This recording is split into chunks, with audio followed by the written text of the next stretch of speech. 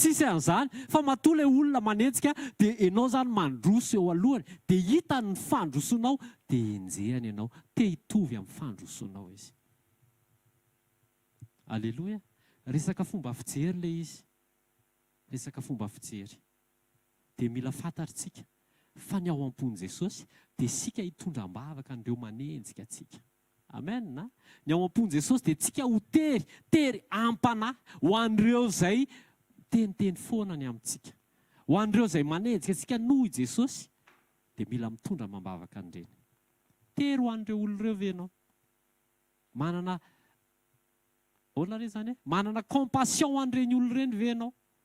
Tena mahory anao ve ny toe-panahin'ireny? Fa mila tahaka ny ivavahanao an'ilay namanao akaiky. Iny meilleur ami ako iny. Amin'izao moa tsy haiko raha mbola misy an'ilay confidence ireny na anona fa aiza ny cahier de souvenir. Ny ty page roa voalohany ty tsy afaka soratana fa ty ny anina ty. Iny zany natokana manokana ho anazy. Fa mila mitovy ny fitiavanao ny olona rehetrarehetra. Tsisy fanavakavahana.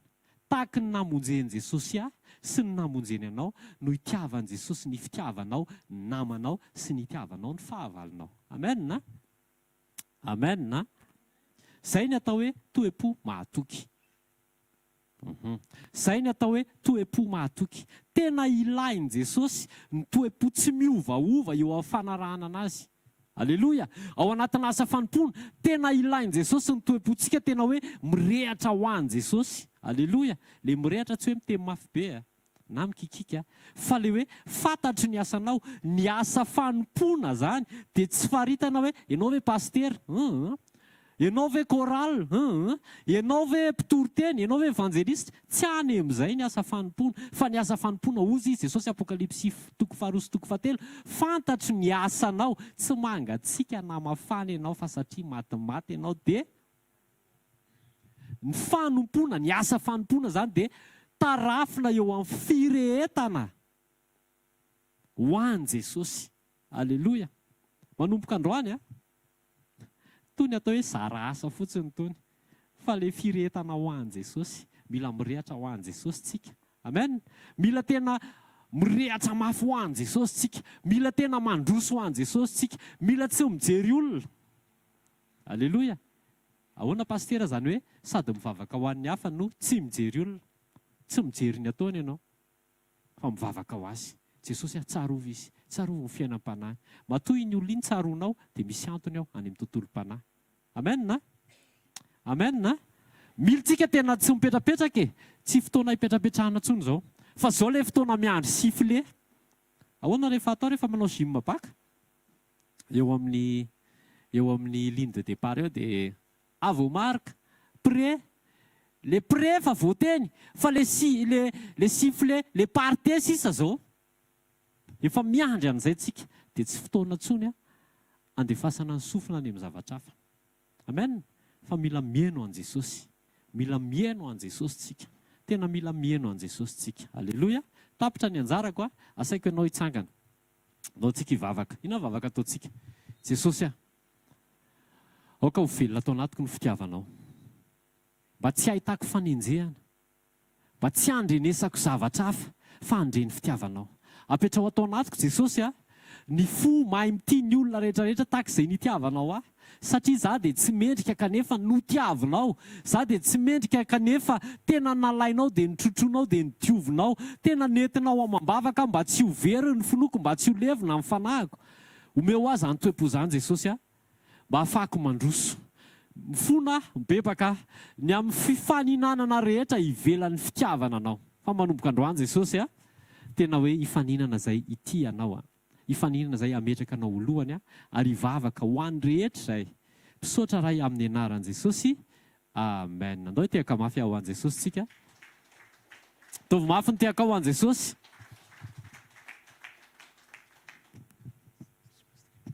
Alleluia. Afaka mipetraka. Dia miarabantsika amin'ny anaran'i Jesosy manonona ny fiadanan'ny Tompo ao tanteraka foana amin'ny fiainantsika rehetra. Amen. Alleluia. Tsara Jesosy tena tazomintsika ilay nambaran'ny mpanompon'Andriamanitra farany teo. fifaninanana io tenenina foana le izy hoe fifaninanana masina io mantsy ny fifaninanana masiny nefa ndray tsy masina akory le izy fa ny fifaninanana ny amin'izay tiany Jesosy. Zany zany azo hifaninanana tokoa izy za tena tiany Jesosy. Ianao ve za kosa mahita hoe za tiany Jesosy mihoatra anao ianao azo atao ihany zany azo atao zany. Ndao sika maka tenin'Andriamanitra vetivety Jaona 5:10 dia ny 9:9 na 9:5 ka hatramin'ny 9:9.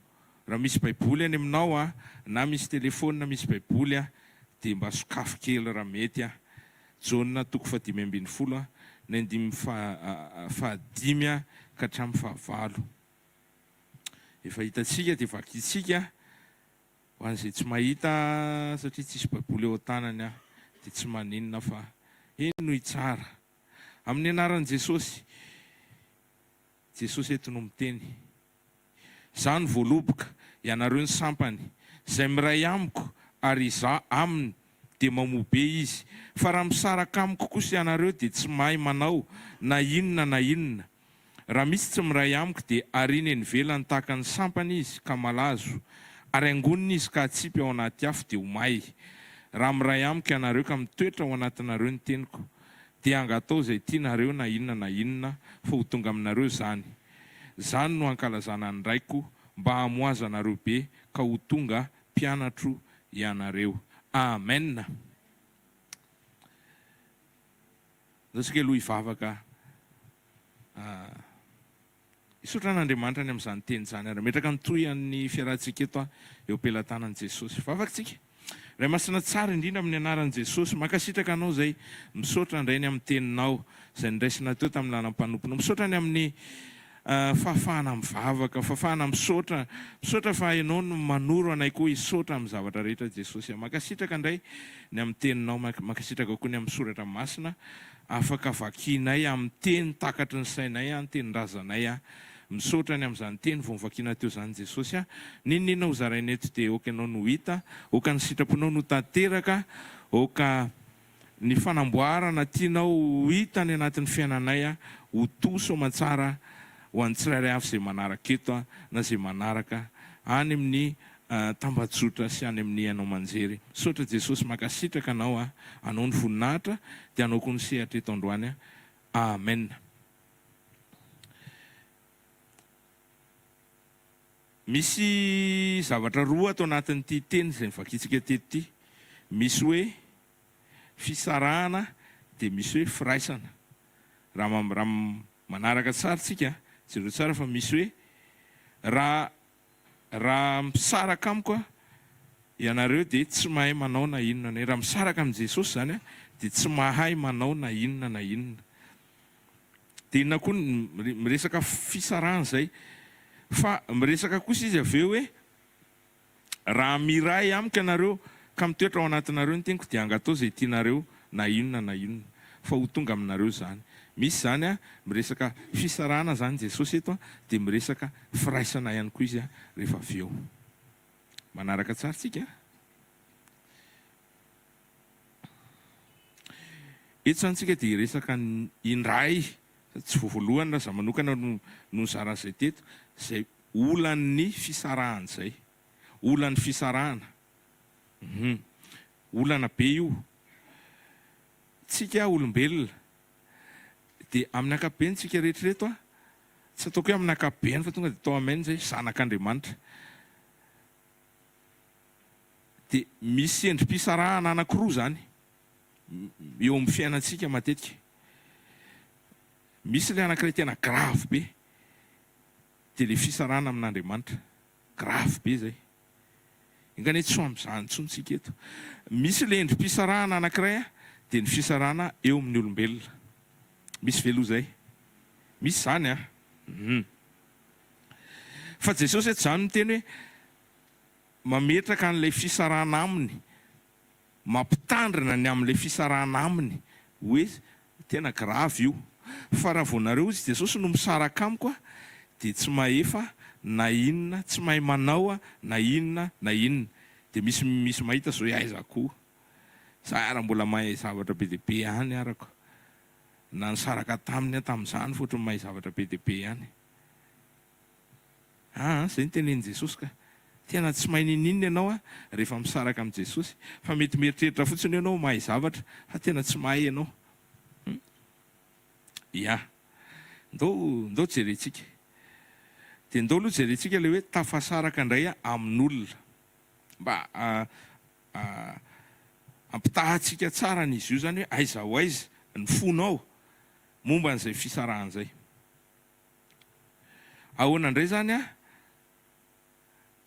raha tiako ianao aloha voalohany alohan'izay hisaintsaina hoe tamin'ny ianao mbola tsy niaraka tamin'i Jesosy, mbola tafasaraka tamin'Andriamanitra, ohatrohatry ny ahoana ny fiainanao. Tiako ianao hisaintsaina vetivety an'izay aloha, ohatry ny ahoana zany. Raha zaho manokana aloha dia tena ohatran'ny hoe tsy misy dikany loatra ny fiainako tamin'izaho mbola tsy nahafantatra an'izany Jesosy zany. Tamin'izaho mbola tsy fantany. Amin'ny Galatiana hozy Paoly hoe tsy hoe aika hozy izy Paoly tsy hoe tsika mahafantatra azy fa izy mahafantatra atsika. Mbola tsy fantatra Jesosy zaho manokana dia hitako hoe tena ohatran'ny tsy misy lanjany zany ny fiainako, ohatran'ny tsy tena nisy dikany loatra amin'ny ankapobeny. Dia tena tsy mahay na inona loatra mihitsy aloha zany satria rehefa mampitahy ianao tamin'izany sy amin'izao dia misy zavatra be dia be. Tena takatro hoe tena tsy izy mihitsy kay tato, fa nieritreritra tamin'izany hoe izy be mihitsy fa tsy izy mihitsy kay. Dia tiaka ianao hisaintsaina vetivety zao hoe ohatry ny ahoana ianao tamin'ny ianao mbola tsy fantatra Andriamanitra, tamin'ny ianao mbola tafasaraka tamin'Andriamanitra dia ohatrohatry ny ahoana ianao. Dia ohatrohatry ny ahoana indray ianao zao miaraka amin'Andriamanitra. Zay ny fiarahana amin'Andriamanitra. Fa misy koa ny fiarahana amin'ny maha olombelona. Eo amin'ny fiainantsika olombelona tsika manana ankonana, manana ho an'izay manambady dia manambady, ho an'izay mananjanaka dia mananjanaka, ho an'izay manana ray-tapo dia manana piray-tapo, ho an'izay manana havana dia manana havana, manana namana akaiky tsika. Mety izy koa ny fisarahana. Mety izy koa ny fisarahana. Dia eto zany ny fanontaniana mipetraka hoe raha tafasaraka amin'olona tena akaiky anao indray ianao dia ohatry ny ahoana ny fiainanao an'izay. Ohatry ny ahoana ny endrim-pisarahana dia misy karazany be dia be. Aloha resahantsika aloha ilay izy. Misy ny endrim-pisarahana amin'ny alalan'ny fahafatesana. Misy ny endrim-pisarahana noho ny amin'ny toerana hoe tsy maintsy eto dia lahany ianao zany dia efa tsy mifandray ela be.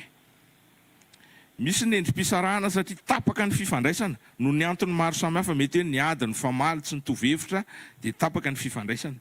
Misy ny endrim-pisarahana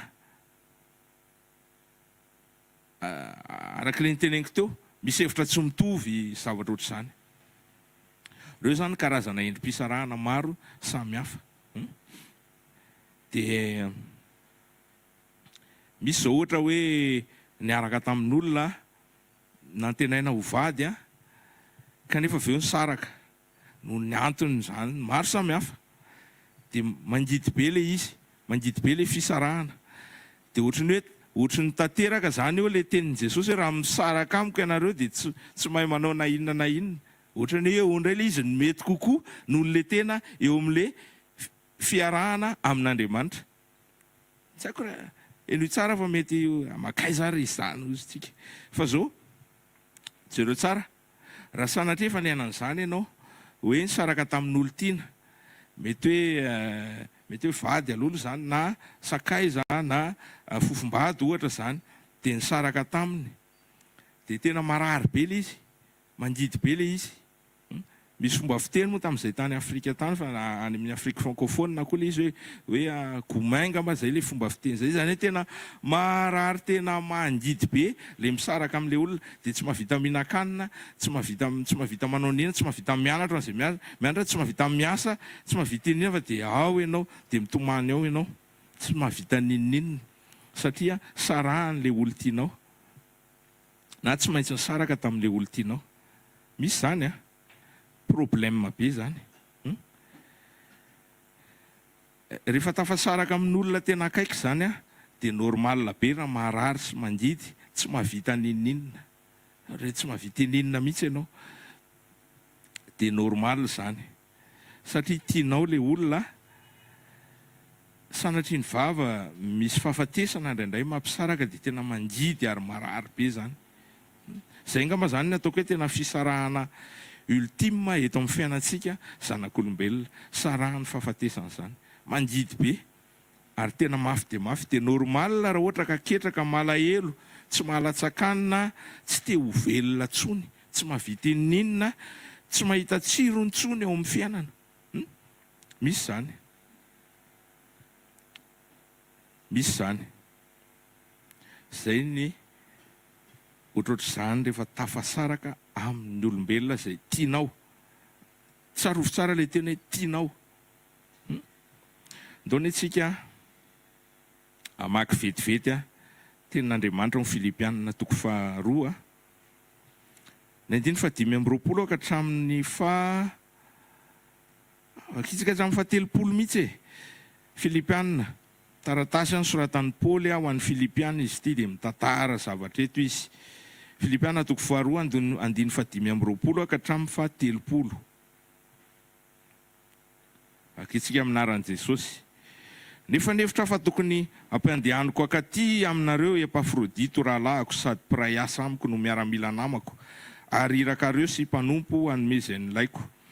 Fa manana nareo rehetra izy ka difotra alahelo satria efa renareo fanarary izy.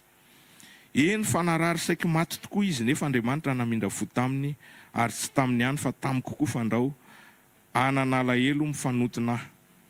Koa nazoto kokoa haniraka azy mba hifalianareo rehefa hitanareo indray izy ary mba ho afaka alahelo kokoa. Koray sao amin'ny tompo izy amin'ny fifaliana indrindra ary omeo voninahitra izay olona tahaka izany. Fa saiki maty izy noho ny asan'i Kristy sady nanao ny any tsy ho zavatra mba nefa izay tsy vitanareo tamin'ny fanompoana ahy. Amen. Io zany misy tantara kely tantarain'i Paoly momba ny Epafrodita. Zay rahalahiny ao amin'ny tompo zay sady miaramila ihany koa satria tamin'io fotoana io raha tsy diso Paoly efa nifatotra. Efa nigadra izy tamin'io zany dia misy maramila zany resy lahatra ny amin'ny filazantsara dia manao ny asa fanompoana. Anisan'izay Epafrodita. Fa ny problema tamin'ny Epafrodita zany noho ny fanompoana noho ny zavatra nahazo azy samihafa dia narary be izy ozy Paoly ary saika maty tokoa. Zany hoe saika nisy fisarahana zany teo. Kanefa ozy izy naninona? Namindra fo. Andriamanitra namindra fo tamin'ny Epafrodita dia Andriamanitra koa Paoly namindra fo tamika ihany koa satria sao dia anana alahelo be loatra ozy izy Paoly. Tiako tenenina aminao zany ny fatahorana fisarahana amin'ny olona zay tiana dia normal. Ny fangidin'ny fisarahana amin'ny olona zay tiana dia normal. Fa zao ny tantara zay tantarain'i Paoly dia mampiseho fa afaka mamindra fo Andriamanitra. Afaka manisitra an'Andriamanitra. Ny epistily zay soratan'i Paoly tsy voatery ahitana resaka mirakla na fanasitranana loatra avy amin'Andriamanitra be dia be. Tsy misy be dia be satria ny epistily soratan'i Paoly tahaka ny epistily maro samihafa koa izay soratan'ireo apôstôly hafa sy ny mpanoratra ny filazantsara hafa dia tena hoe mampitodika ny olona amin'Andriamanitra. Tena zay ilay tanjona zany, mampitodika ny olona amin'Andriamanitra mba ho tian'ny olona Andriamanitra, mba ho raisin'ny olona Jesosy, mba ho eken'ny olona Jesosy, mba ho tian'ny fonao Jesosy. Fa eto nanao exception kely Paoly, ny tantara fanasitranana anankiray mahagaga avy amin'Andriamanitra izy ho an'ity rahalahiny anankiray antsoina hoe Epafrodita ity. Inona ny tianambara ao anatin'izany rehetra izany?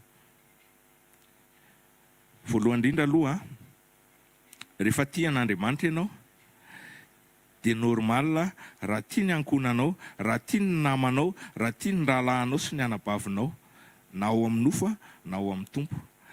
Normal koa ianao na tia ny fahavalonao aza na zay mety mitsangana ho fahavalonao. Ianao mety tsy manana fahavalo ane fa ny olona no mety mitsangana ho fahavalonao. Dia rehefa ao amin'ny tompo dia tia azy normal ny mitia an'ireny olon'ireny. Maika moa fa ny olona ray raha aminao ao anatin'ny ankonanao na zanaka zany na vady zany na ray tapo. Dia rehefa tonga ny fotoana anankiray dia misy fanahiana be ny amin'ny mety isarahana. Dia inona ny zavatra misy eto, inona ny zavatra niseho teto namindra fo Andriamanitra, na nasitrana an'Andriamanitra. Tena aminao zany fa na dia ataoko hoe tsy zany ara ny tena hoe important be indrindra amin'ny fiarahana amin'Andriamanitra, dia izao Andriamanitra mbola manasitrana, mbola afaka manafaka amin'ny fahafatesana zay mety miodiody amin'ny fiainanao, zay olona mety ho akaiky anao, zay mety miodiody te hanasaraka anao amin'ny olona zay akaiky anao, dia mbola eo Andriamanitra, mbola azonao itokisana izy, fa mbola tsy miova izy omaly sy anio ary mandrakizay. Inona ny tokony ataontsika? Ndaontsika tahaka ny Paoly hitondram-bavaka mba tsy hisy ny fisarahana mangidy sy tsy ampoizina sy mahaketraka eo amin'ny fiainantsika amin'ny olona zay akaiky atsika, amin'ny olona zay tiantsika. Fain'Andriamanitra atao zany. Amen.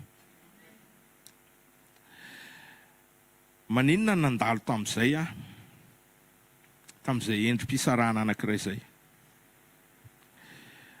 kanefa atahory mihoatra noho izany, mihoatra lavitra noho izany ny mety ho fisarahana amin'Andriamanitra.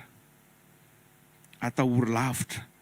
Mety matahotra isika indraindray hoe manahoana reto ankonako reto, tsy ahita azy loatra tsony ho antsika zay manana zanaka zao ohatra any lavitra any, ohatran'izany zao zay misy any lavitra any izy no mipetraka any amin'ny kilometatra maro be any, dia malahelo ny fonao satria na dia miona na dia miresaka ary amin'ny alalan'ny tambajotra samihafa, dia lavitra azo lazaina hoe raha eo amin'ny vatana dia tafasaraka. Indraindray misy ihany anatinao, fa zao atahory mihoatra lavitra noho izany ny mety ho fisarahana amin'Andriamanitra. Ao ve? Donc itsika andinika ny tantaran'i David, Davida mpanjaka. Davida mpanjaka ndray andro izay nanota be izy tamin'ny Batseba.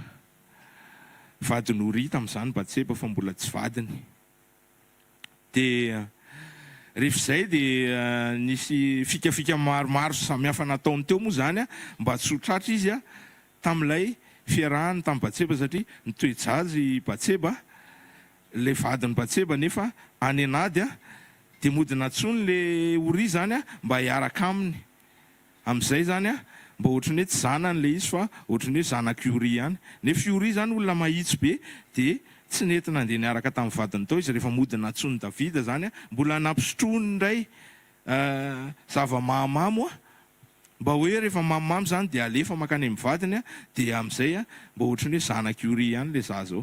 Fa tsy nety le izy satria Uri zany nahitsy be. Zao ny namako any anady dia zavy dia hiaraka amin'ny vadiko, nefa ny namako ary miaritra be any daholo. Za tsy ho fa atory eo tokotany eo fotsiny ihany. Izay nataony Uri, dia nefa rano moa zany izy Davida tsisy azo atao moa zany, dia zao alefa ho any aloha any Uri dia alao faty any. Zany ny toetrany Davida tamin'izany.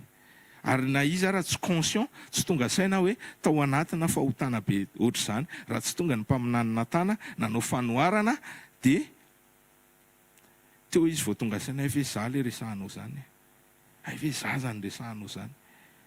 Vakio ny sotra masina, fa ao zany tantara zany. Dia inona ny zavatra nataon'Andriamanitra tamin'ny Davida?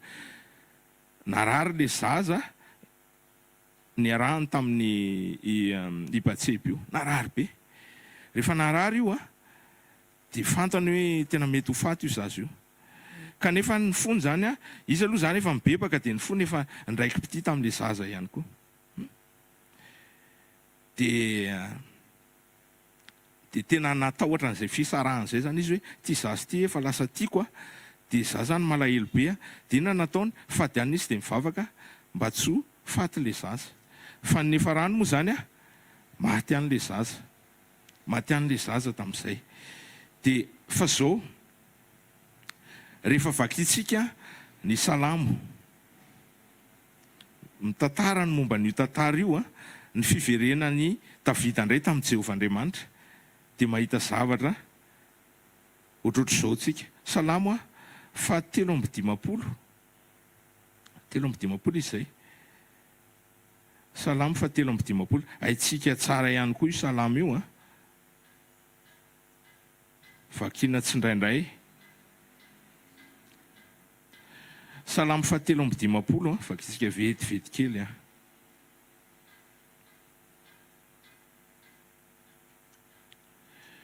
Dia ndao vakitsika ny 5 mety. Izy izany. Naso aloha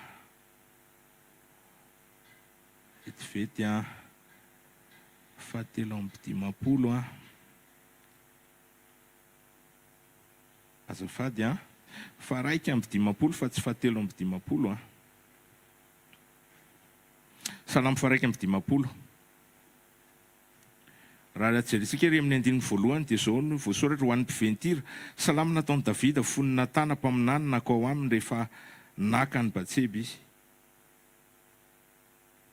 Dia afaka vakitsika rehetra fa noho ny amin'ny fotoana dia tsy ho vakitsika izy manontolo fa eo amin'ilay 7:20 eo amin'ny 9 vetivety.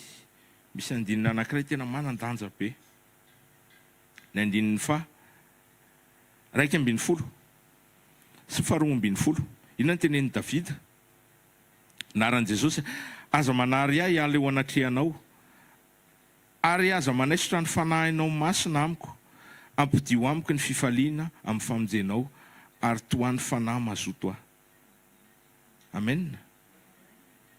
Zany hoe tena nangidy lavitra noho ny fahafatesan'ilay zaza zany a ho an'i Davida.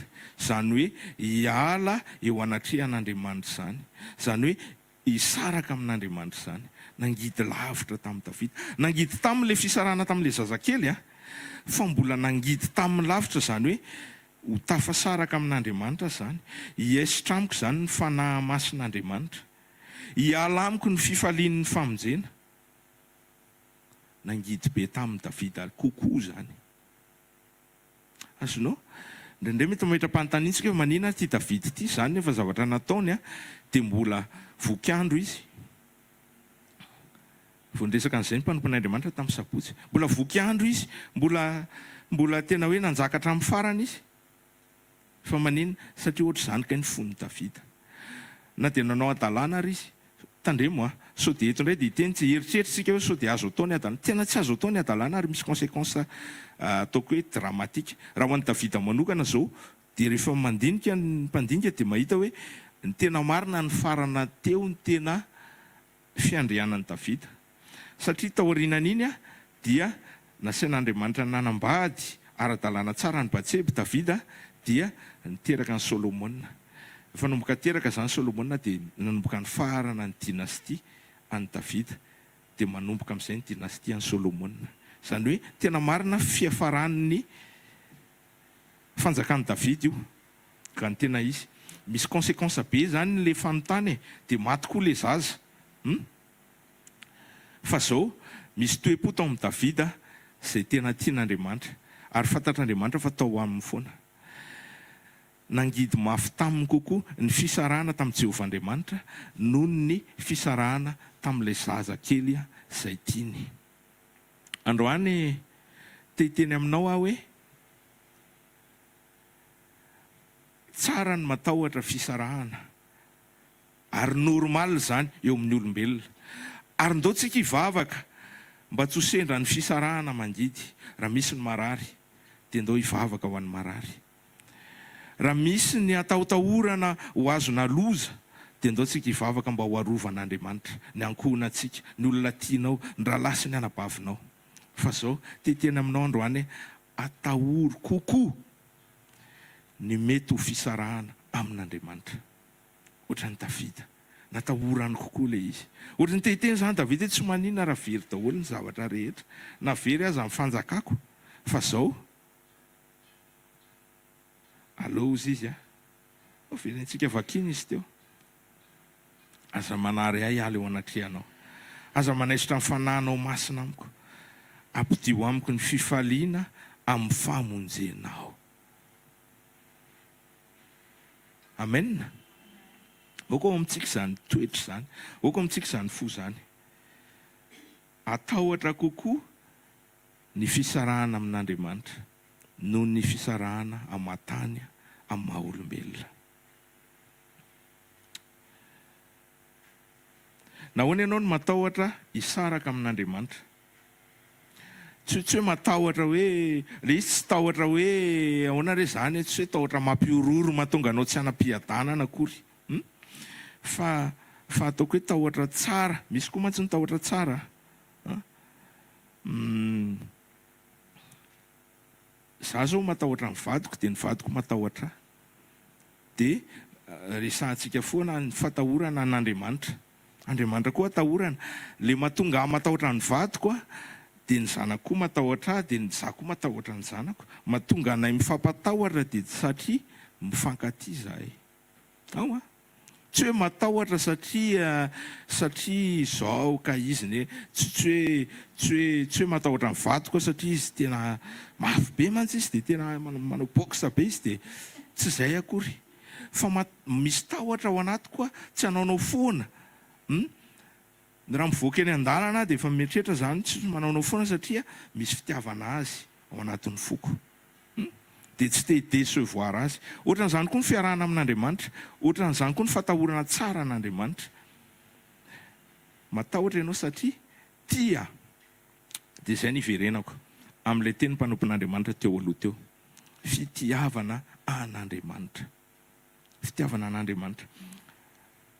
Matahorana izay fisarahana izay tsy hoe satria matahotra satria raha vao misaraka aminy dia tsy ho ananako daholo intsony izao zavatra rehetra izao. Raha vao misaraka aminy dia mety inona intsony moa zavatra hohanina. Raha misaraka aminy dia mety hanahoana ny ampy tsy hoe atao tany eto. Tsy izay fa izao. Raha misaraka aminy dia iza intsony moa no tiaviko. Iza intsony no tia. Manke izy raha sendra tafasara. Izy mihitsy ny henoko tsy ho ampy raha ohatra ka tafasaraka aminy. Oka ho amintsika izany saina izany.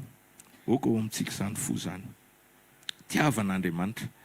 Manahy ny mety fisarana aminy. Ary izay fanahy izay miteraka zavatra, miteraka fiombonana aminy, miteraka firaisam-panahy aminy isan'andro. Izay endrim-panahiana kely izay manasa dia tafasaraka amin'Andriamanitra aloha iombina aminy. Andriamanitra tsy hahafoy antsika mihitsy. Efa teny fampanantenana zany. Andriamanitra marina miteny. Rehefa miteny izy tsy mahafoy anareo dia tsy mahafoy antsika izany izy. Fa itsika indraindray no mety hahafoy azy amin'ny zavatra samihafa izay atrehantsika. Dia ndao tsika hiady. Ndao tsika hametraka kely an'izay fanahiana kely izay ho aditsika isan'andro.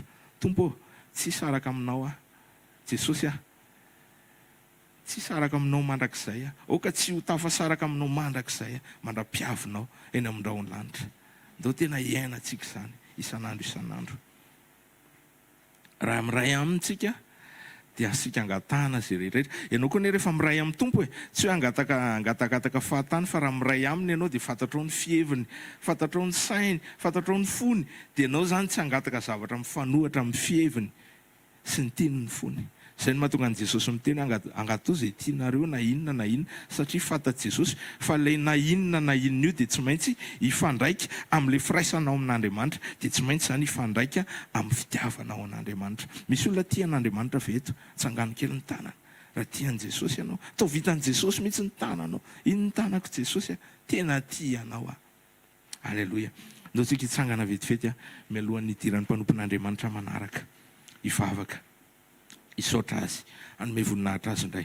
Ray masina tsara indrindra amin'ny anaran'i Jesosy makasitraka sy mideranao zay. Misaotra Tompo malala, mety misy ny fisarahana aman-tany indray, mety misy ny tahotra ny amin'ny mety ho fisarahana eo amin'ny maha olombelona Tompo.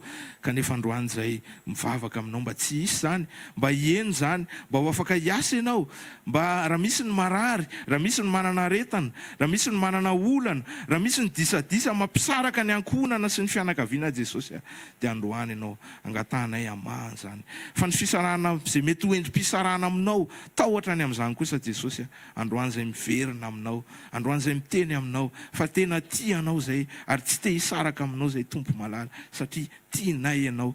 Oka fa namasina ny fitiavana tokoa hitoetra be ao anatin'ny fonay satria vokatry ny fanazana. Makasitraka ray masina tsara indrindra ary mametraka ny fitohizan'ny fotoana rehetra sy ny tontolo andro sy ny herinandro sy ny fiainanay iray manontolo ampelatananao mahery sy mahagaga. Halleloia, amen. Ndotsika tehaka ho an' Jesosy dia andray ny mpanompon'Andriamanitra manaraka. Halleloia. Fifelinao ao mbola miarabanao ao mbola tafio tao fanitren'Andriamanitra zazanao, amen. Falo ny tompo fa mamaly ny fanasantsika ary eto ny toerana tsara indrindra ary eto koa ny toerana anankiray tian'Andriamanitra amanany olonanao vavaka atsika. Misaora Jesosy ny amin'ny fitiavanao anay, tsy takatry ny saina, tsy voarifo ny saina ny habe ny fitiavanao anay, fampahany kely ny tsapanay senanay izay nomezany voninahitra anao. Misaora androany tompony amin'ny teninao androany fa teonao dia mbola nanambara manao hoe ny tena zavatra tena farandrasy indrindra dia ny fisarahana aminao ary tena marina zany Jesosy io. Fa androany zay mbola manana opportunité, mbola afaka miombona aminao amin'ny alalan'ny teninao ary eo anao fa ny masina nanjaka. Makasitraka raha io mitarifa ny masina amin'ny anaran'i Jesosy Tompo, amen. Afaka mipetraka atsika. Nisy fotoana mpiandran'i Jesosy nanontany tamin'i Jesosy mangingina hoe amin'izany fatapera zao tontolo zao zany ozy izy ahoana. Dia zavatra anankiray anisan'ny nambaran'i Jesosy tandremo ozy izy Jesosy tandremo Jesosy tandremo Jesosy fandrao misy amitaka anareo, amen.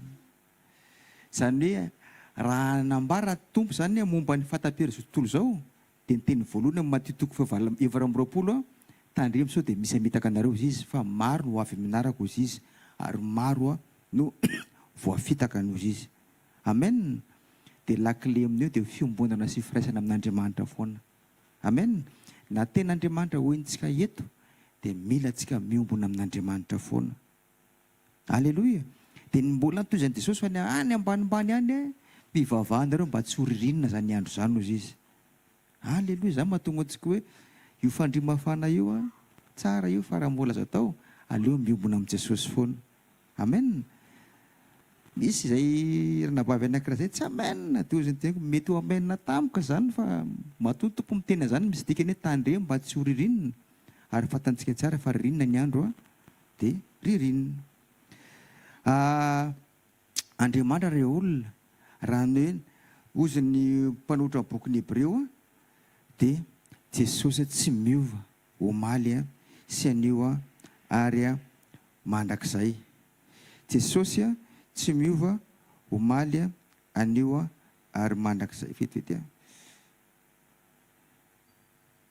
ary zay famarina ny teny zay zay mahatonga Andriamanitra mandrakizay, amen. Fa tsika dia mandalo foana ary mampanantena foana ny tompo mba hahatonga antsika tsy fikitra amin'ity tany ity fa izy tena mizaka tiantsika mba miresaka zany fa ianao zao mizaka irinao misy amin'ity tany ity za koa fa zavaririntsika io dia miara-patitra antsika fa mandalo zany zavatra zany, marina zany fa le mandrakizay mila jerevantsika foana satria zavatra zay tianao tiako raha omeny tompontsika androany io na io rapitso ilozantsika na io andahoantsika. Zay famarina zay mila velona ao anatintsika mandrakariva, eny na ny zanaka ary fa anatiantsika zanaka antsika rehefa tonga zanambady zay baibay anao adininy voalohany eo. Rehefa misy mariazy reny hitako dia matetika le ray aman-dreny misy mitomany satria lasinika mety mamangina ataony fa tsy janona aminao tsony izy. Na tiantsika koa vadintsika io vadinao moa tsy vadintsika. Raha tianao vadinao raha hoan'izay manambady fa io tsy maintsy misaraka aminao na ny vadiko saraka amiko ndray androany na izy lasa loha na za lasa loha. Zay mahatonga tsy mandrakizay fa Andriamanitra mandrakizay ary za mila verina antsika foana fiombonantsika amin'Andriamanitra araka sy vavolombelona zay hoe ndrao lasa natry zany hoe miala amin'ny tany ity vao hoe Jesosy fa eto anaova anazy zavatra zay satria amin'izao vanim-potoana zao dia mampatsiahantsika foana fa Jesosy zao mbola mpamonjy foana izy, mpanavitra. Raha mbola ilaintsika zany dia vonona foana izy hamonjy antsika, fa rehefa tonga any amin'ny seza fiainana izy dia tsy mpamonjy sy mpanavitra intsony izy amin'izay fotoana izay, fa efa mpitsara izy amin'izay fotoana izay. Aleloia. Andriamanitra dia hoe tsy marina fa Andriamanitra fahamarinana. Marina manko amarinana hoe raha ny amin'ny tribonaly dia hoe minazy marina zany, fa tsy voatery marina fa Jesosy fahamarinana mihitsy, Andriamanitra fahamarinana mihitsy. Na ny amin'ny Testamenta taloha zany Andriamanitra miteny manao hoe tsy voafahamarinantsika zany fahamarinana dia fanahy fahamarinana, fa itsika no hamarinana. Rehefa miteny izy indrindra manandro mila tena miaino foana fa ny tenin'Andriamanitra indrindra zaka andrarany io tsy hiova zany io, fa ndraindray tsika alefa fahavaly foana mahatonga antsika hoe laza hoe anova ny tenin'Andriamanitra. Andriamanitra zao raha hoe nifidy ny Abrahama dia niteny izy hoe miala ny tany avanao ny amin'ny rainao mandehana any ozy izy fa nitaiko anao, fa rehefa mandeha anao dia inona ny teneniny hitazy etanao anozona izay nozonao ary ataoko firenena lehibe anao izy izy ohatr'izay. Ary io teny tiantsika za taranaki Abrahama amin'ny alalan'i Isaka, amen. Fa zao misy tenin'Andriamanitra ao dia fantantsika tsara fa vao ny tenin'Andriamanitra nakataoviny Abrahama, tsy haiko izy io plus de 50% aloha fa tsy 100%, haintsika izay tantara zay, noentiny lota, noentiny havana. Dia marina satria niala tamin'ny tany niavany Abrahama, nandeha izy tena voatamariny Abrahama. Ary tadidimo misy firenena anankidimy niady tamin'ny Abrahama sy mpanompony, tsy hoe nanana miaramila hoe guerrier Abrahama, fa mpanompo nandeha niady tamin'ny firenena anankidimy fa resy, satria marina amin'ny tenin'Andriamanitra. Fa fantantsika tsy nisy fiadanana tao amin'ny Abrahama, somary efa hainao ilay zavatra zay fa averina kely. Tamin'izay fotoana izay dia nanomboka tsy ampey Abrahama, dia nanomboka niady ny mpanompony sy mpanompony Lota, dia hozy Abrahama hoe tsy maintsy mitsaraka izay sy Lota. Rehefa saraka teo izy sy Lota dia fantantsika tsara fa nanamarina ny teniny Abrahama. Fa i Abrahama tsy niverina tsony tany amin'ny havan'ny tany satria Andriamanitra efa nandrary hoe miala tao. Mety hatreto nandeha ny fotoana dia nomen'Andriamanitra azy hoe zany tsy manana ozy efa nisaka tamin'ny Andriamanitra Abrahama hoe zany ozy ten'ny Abrahama tsy manana zay andovanay afa-tsy Eleazara avy any Damaskosy le mpanompony zany. Dia ozy Andriamanitra Abrahama tsy andovanao zany ozy izy fa zay teraka ny kibonao ozy izy. Dia no hamarin'Andriamanitra satria Andriamanitra dia Andriamanitra dia marina amin'ny tenin'Andriamanitra, dia mila maharitra fotsiny tsika, maharitra amin'ny tenin'Andriamanitra amin'ny fandrarany, maharitra amin'ny tenin'Andriamanitra amin'izay niteneniny, dia makatoy ny tenin'Andriamanitra fotsiny. Dia zava-ranisy tamin'ny fotoana io dia nomen'Andriamanitra Isaka. Dia efa lehibe Isaka anambady dia zao zava-ranisy vakiny baibolany dia hoe raha ilay akavady ho an'ny Isaka zanako tena tsy mety amin'ny zanako izy teny le mpiaramonina le Kananita, fa aleo le avy any amin'ny loran'nypoirako nakako, fa za tsy ho any ozy izy fa mandeha makany Eleazara. Dia normal be teny Eleazara manao hoe tsisy any mevady ho an'ny zanakanao izy raha tsy miaraka amiko izy izy ny zanakanao. Normal be zany maha-olombelona, fa tadidiny Abrahama ny tenin'Andriamanitra hoe miala amin'ny havanao. Ozy izy Isaka tsy mandeha makany ozy izy, fa mandananao izy mandeha makany izy, fa ombanao Andriamanitra ozy izy. Fa raha olona tsy mahazo vady avy any anao dia afaka anao izy amin'ny teniko ozy izy. Nandeha marina Eleza dia fantantsika tsara fa nomen'Andriamanitra vady Isaka. Tena hoe raha jidina maha-olombelona zany hoe aka vady dia le olona ilaina vady. Tsy haiko raha vehivavy zao hoe misy tena zany tena fa nahita fite Elezara dia tonga Rebeka nanaraka telo eo, tsy ny mbola nangataka any fa tonga nanaraka ny Elezara Rebeka nakany amin'ny Abrahama. Hitanao rehefa ataontsika hoe ny tenin'Andriamanitra tandremantsika dia marina foana ny tenin'Andriamanitra fiainantsika. Fa ndraindray antsika mety mieritratra manao hoe ohatra zao, fa marina foana Andriamanitra. Dia tena ozy ny baiboly hoe ny tiany Isaka ly Rebeka, tsy hoe vady amboarina dia tsy maintsy tiana, fa ozy ny baiboly hoe ary Isaka dia tia Rebeka, ary Rebeka koa ohatran'izay. Dia tena ny tain'Andriamanitra izy mivady rehefa eo amin'izay. Nandriany fotoana. Dia nomen'Andriamanitra angamba nefa fahatarako azy dia olombelona niteraka kampana voalohany angamba ny Rebeka, nazy tonga double portion.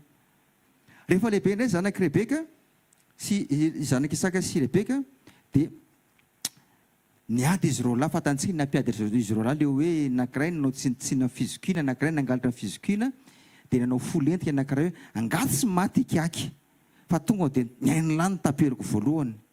Dia izy ny Baiboly hoe nangidy tamin'ny Rebeka zany teny izany dia aleo ampitsoahako ty zanako ty hoany aminay. Dia mba langolangony Rebeka tao Isaka hoe tsy zakako hitako ny zanako miara-maty fa aleo hoany amin'ny fiaviany ry Jakobo.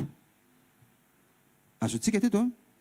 Dia rehefa nentana amin'izay rehefa nitsoaka anakany izy dia jereo fa tonga dia suta be amin'izay na dia nomba azy Andriamanitra tonga dia lasa ohatrany hoe nandevozona tany Jakobo satria tsy tany amin'ny tenen'Andriamanitra ny any Abrahama hoe miala amin'ny tany niavanao.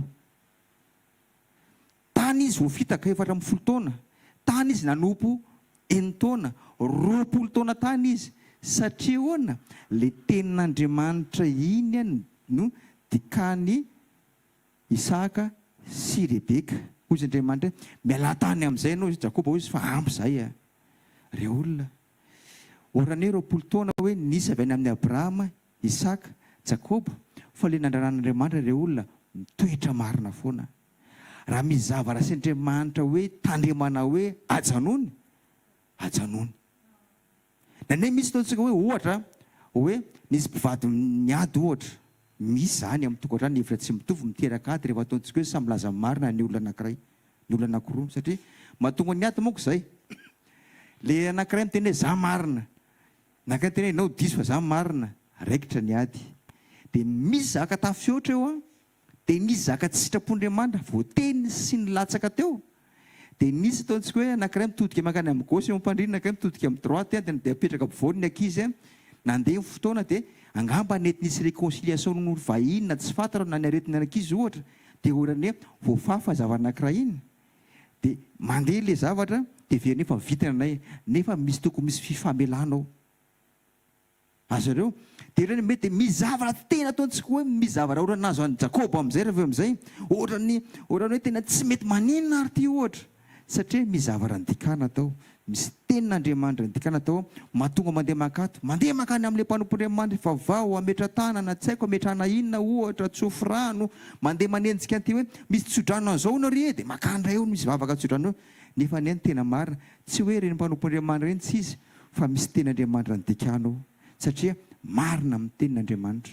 Asinareo mandinika fa za so ny tenin'Andriamanitra tamin'ny sabotsy tany amin'ny bypassy fa ohatra ny tsara be mihitsy, tsy sora niny mihitsy. Zany akory tsy midika tsy izy ny tamin'ny zoma, tsy izy ny tamin'ny larobia, tsy izy ny tamin'ny 5 taona ohatra, izy fa tsika mizahara tian'Andriamanitra araka ny tenin'Andriamanitra tamin'izao manao hoe mizaka dingana tian'Andriamanitra hoentina miakatra ary zany na tonga ny rehefa ataontsika hoe efa nafatara ny tenin'Andriamanitra sy nana fiombonana tamin'ny Andriamanitra i Mosesy dia teny kely na tonga Mosesy rava ny fanompony sy vita ny mission. Tsy hoe vita fa tapaka moa zany satria misy tenin'Andriamanitra nidikany Mosesy tao. Aleluia. Dia matetika za tsy tefa dia tena anisan'ny tena hoe anisan'ny tena mavoa indray le matahotra mission, tapaka mission ny tena mampatahorantsika tandrina ny tenin'Andriamanitra fa tokony fiombonantsika amin'Andriamanitra. So dia maty so dia marary hoay ty fitain'Andriamanitra anaty ve dia ho vosotra ve fa aleo hitandrina ny tenin'Andriamanitra. Raha mbola zay zany tena miterina hoe misy farany satria ezaka maha-olombelona zay. Fa raha ohatra hoe noho ny fiombonantsika amin'Andriamanitra tiako miteny manampy antsika fanahy masina. Aleloia. Dia zao re olona tandremo tenin'Andriamanitra tsy miova.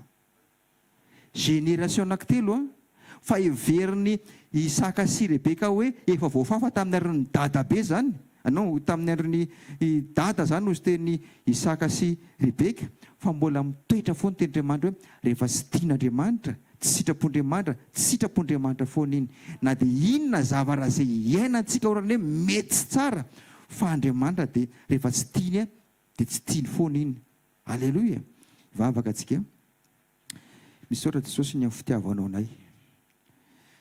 Maro ny teninay Jesosy eo ary mahatonga anao mbola miteny aminay foana satria fantatra efa tena mbola hoe marary aminao ihany koa Jesosy eo ny fisaranay aminao satria ianao tsy te saraka aminay, tsy sitraka Andriamanitra ozy ny teny sotra masina afatesany ratsy fanahy fa ialany amin'ny ratsy.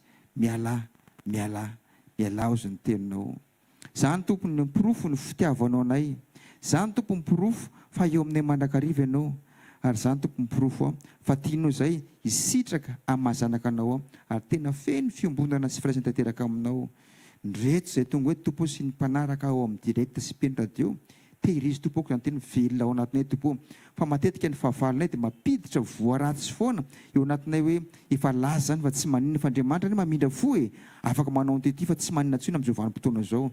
Nefa tompo ny fahotana dia fahotana foana Jesosy eo, ny tsy mety dia tsy mety foana. Makasitraka tompo fa mbola miteny aminay foana ho anao mifankasitrahana manak'izay raha io amin'ny anaran'i Jesosy tompo. Aleloia. Amen. Tia tanana mafitsika ho an'i Jesosy. Aleloia. Tafasaraka amin'Andriamanitra ozy ny teny Andriamanitra teo tena farany ratsy mihitsy, ratsy be indrindra. Izany hoe tafasaraka amin'ny olontiana. Mety tao tsy mety mbola ho sitrana ny foanao raha pitso fa tafasaraka amin'Andriamanitra mandrakizay mihitsy tsy ho sitrana. Aleloia. Manarakaraka izany teny Andriamanitra tsy miova. Manao fanatitra antsika dia mampatsiahy antsika fa misy sekoly raha pitso eto amin'ny toerana ity. Aleloia. Misy sekoly eto raha pitso dia misy sekoly koa amin'ny larobia. Araka ny teny Andriamanitra io na dia mangatsiaka ary ny andro dia manentanao mba ho tonga amin'ny fanatrin'Andriamanitra. Aleloia. Fa rehefa ianao any amin'ny toerana lavitra be tsy misy an'izao fotoana izao hoe tena amin'ny tenanao any amin'iny izy ty any amin'ilay fiangonana lavitra be tsy misy réseau reny sy lavitra eto tena mangetaeta amin'ny fanatrin'Andriamanitra ka raha mbola possible anao mbola afaka tonga eto manentanao mba tonga ava ihany. Aleloia. Ny alakamisy ny larobia misy sekoly eto mangataka anao tsy jery hoe miakatra hoe pasteur dolo fa raha pitso amin'ny larobia ohatra. Eto foana Jesosy. Aleloia. Eto foana Jesosy. Amen.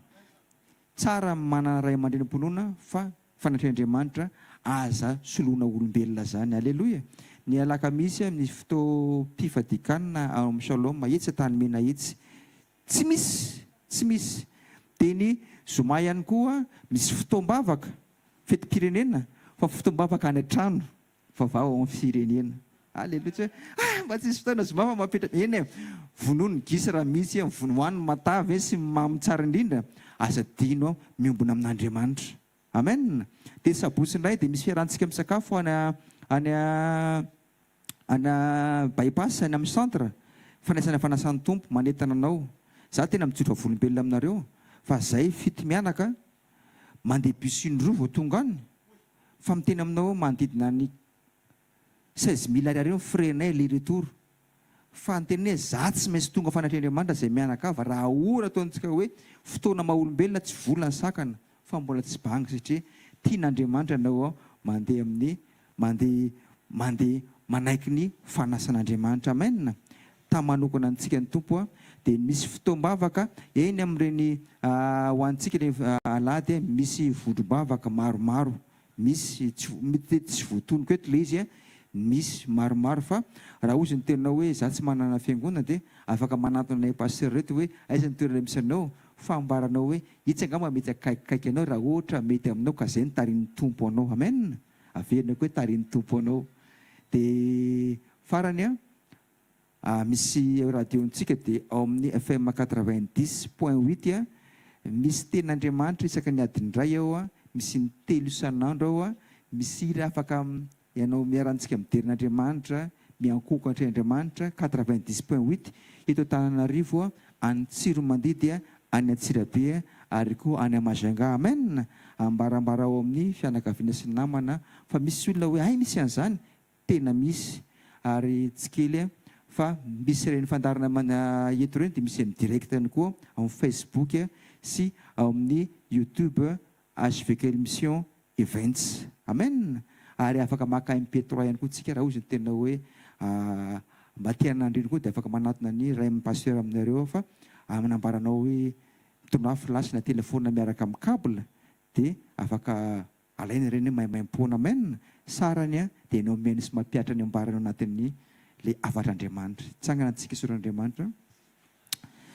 Misaora Jesosy ny amin'ny fitiavanao anay, misaotra amin'ny fanasanao anay, misaora amin'ny fanotronao anay, misaora tompo malalatsara inona fa vao fomarina izay dia vao atao anatin'ny olona izay natsonao tonga amin'ny fanatrehanao izaranao tena tsara indrindra tompo dia ny sitraponao sy ny teninao satria ny teninao sy ny teninao manadio anay rehetrarehetra. Mahakasitraka Jesosy eo mametraka fenao tompo amin'ny tendroany ity reto zanakao reto Jesosy tehirizo aminao zareo fifatony zareo tompo mba tiany fantoka aminao angilatsofina ary velona anatin'ny fony tsirairay ny etaeta antanteraka saika atony teninao antsipiriany ary tsy misy latsaka na dia tendrotsotra anankiray. Mahakasitraka raha eo ho anao mifankasitrana manak'izay amen. Raisiny tsodrano tanao tsy afaka iaranao ampamirapitra ny tavany aminao tsy afaka midra fo aminao ananitra ny tavany aminao ny Jehovah ka ny mifitanana amen. Zareo fahasoavana fa fahasoavan'Andriamanitra na toy izao fa fahasoavan'Andriamanitra na toy izao